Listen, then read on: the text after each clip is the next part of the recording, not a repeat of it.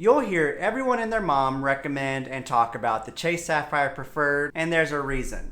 In fact, here are 3 reasons why the Chase Sapphire Preferred is still the best card for beginners. Real quick, my name's Michael. This is Nurse Michael Travels. I'm a registered nurse with a passion for saving you money on travel, so let's get into it. Reason number 1 is ease of use. There's all kinds of ways to redeem your points for all sorts of reasons. Between the cash back option, the pay yourself back option, the travel portal, and transfer partners. There's a nice gradient for you to learn how to use these different redemption options and maximize your value with points. Speaking of transfer partners, this leads to reason number 2.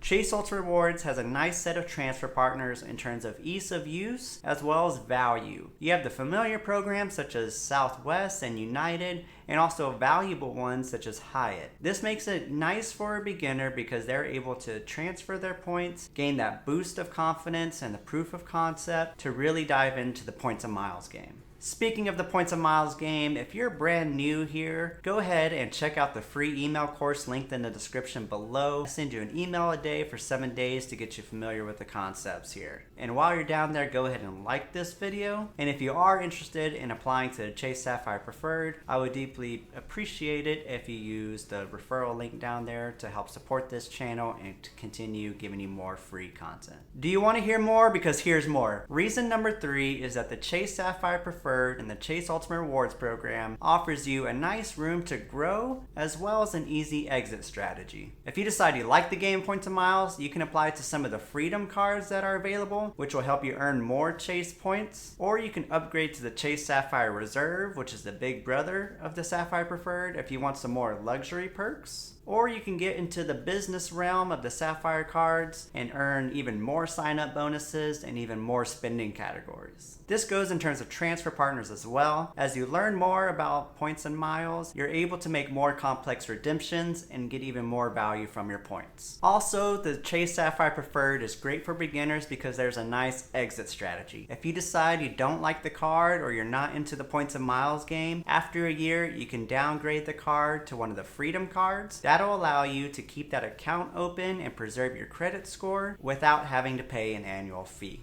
Thank you for sticking around towards the end of the video here. As a reward, I have a bonus 2 reasons why you should not get the Chase Sapphire Preferred as a beginner. 1, if you have a specific redemption in mind and you do the legwork to figure out which credit cards you need and which type of points that you need, go ahead and apply to those cards and get those points and go on that bucket list redemption. Reason number 2, if you're a die-hard luxury travel kind of person, then the Chase Sapphire Preferred may not get you there. You may want to start off with some of the luxury cards. In fact, there is one card that I do recommend for beginners for just those kinds of perks, and I discussed that in this video. I'll link here. Peace.